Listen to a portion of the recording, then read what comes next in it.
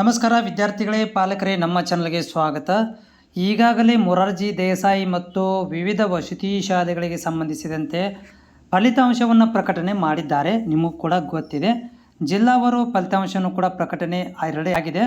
ನೀವು ಹೋಗಿ ಏನು ಮಾಡ್ಬೋದು ಅಂತಂದರೆ, ಜಿಲ್ಲಾವಾರು ಪ್ರಕಟಣೆ ಆಗಿರುವಂತಹ ಲಿಸ್ಟ್ಗಳನ್ನು ತೆಗೆದುಕೊಂಡು ನಿಮ್ಮ ಮಗುವಿನ ಹೆಸರು ಇದೆ ಇಲ್ಲೋ ಅಂತ ನೋಡ್ಕೋಬೇಕಾಗತ್ತೆ. ಇದ್ದರೆ ಕಂಗ್ರ್ಯಾಚುಲೇಷನ್ಸ್, ಯಾಕಂದರೆ ನೀವು ಹೋಗಿ ಅಡ್ಮಿಷನ್ ಮಾಡಿಸ್ಬೇಕಾಗತ್ತೆ 30ನೇ ತಾರೀಕಿನ ಒಳಗಾಗಿ.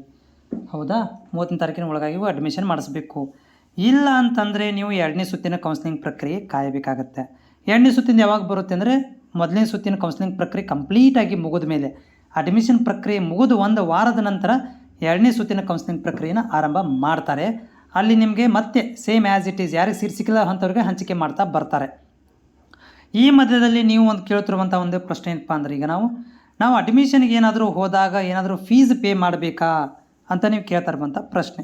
ನೋಡಿ, ನಮ್ಮ ವಸತಿ ಶಾಲೆಗಳು 6ನೇ ತರಗತಿಗೆ ಅಡ್ಮಿಷನ್ ತೊಗೊತಾ ಇದ್ರೆ ಮೊರಾರ್ಜಿ ಮತ್ತು ವಿವಿಧ ಎಲ್ಲ ವಸತಿ ಶಾಲೆಗಳಿಗೆ ಯಾವುದೇ ಥರದಂಥ ಶುಲ್ಕ ಇಲ್ಲಿ ಪಾವತಿ ಮಾಡೋಗೋದಿಲ್ಲ. ಎಲ್ಲ ಫ್ರೀ ಇದೆ, ಕಂಪ್ಲೀಟ್ ಫ್ರೀ ಇದೆ. ಯಾವುದೂ ಶುಲ್ಕ ಇಲ್ಲಿ ಪೇ ಮಾಡೋ ಹಾಗಿಲ್ಲ.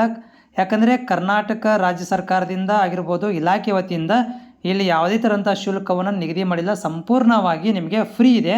ಆ ಫ್ರೀ ವಸತಿ ಜೊತೆಗೆ ನಿಮಗೆ ಬಟ್ಟೆ ಇರ್ಬೋದು, ಊಟ ಇರ್ಬೋದು, ವಸತಿ ಇರ್ಬೋದು, ಎಲ್ಲನೂ ಕೂಡ ಫ್ರೀ ಕೊಡ್ತಾ ಇರುವಂಥದ್ದು ಇಲ್ಲಿ. ಹೀಗಾಗಿ ನೀವು ಯಾವುದೇ ಥರಂಥ ಫೀಸನ್ನು ಕೊಡುವ ಹಾಗಿಲ್ಲ. ಯಾರಾದರೂ ಏಜೆಂಟ್ಗಳು ನಿಮ್ಮಂದು ಏನಾದ್ರು ವಸೂಲಿ ಮಾಡ್ತಾಯಿದ್ದಾರೆ, 5,000 ಕೊಡು, 10,000 ಕೊಡು, 10 ತನಕ ಫ್ರೀ ಇದೆ ಅಂತ ಮಾಡ್ತಾಯಿದ್ದಾರೆ, ಅವ್ರ ಮೇಲೆ ನೀವು ಇಲಾಖೆಗೆ ಹೋಗಿ ಕಂಪ್ಲೇಂಟನ್ನು ಮಾಡ್ಬೋದು. ಆದರೆ ಯಾರಿಗೂ ಕೂಡ ಏಜೆಂಟ್ಗಳಿಗೆ ಆಗಿರ್ಬೋದು ಅಥವಾ ಸ್ಕೂಲ್ಗಳಲ್ಲಿ ಹೋಗಿ ಯಾವುದೇ ಥರಂತಹ ಬಲ್ಕಲ್ಲಿ ಅಮೌಂಟ್ಗಳನ್ನು ಇಲ್ಲಿ ಕೊಡುವ ಹಾಗೆ ಇಲ್ಲ. ಎಲ್ಲ ಸಂಪೂರ್ಣವಾದಂಥ ಫ್ರೀ ಆಗಿದೆ. ಯಾರೂ ಕೂಡ ಇಲ್ಲಿ ಫೀಸನ್ನು ಕೊಡೋಕ್ಕೆ ಹೋಗಬೇಡಿ.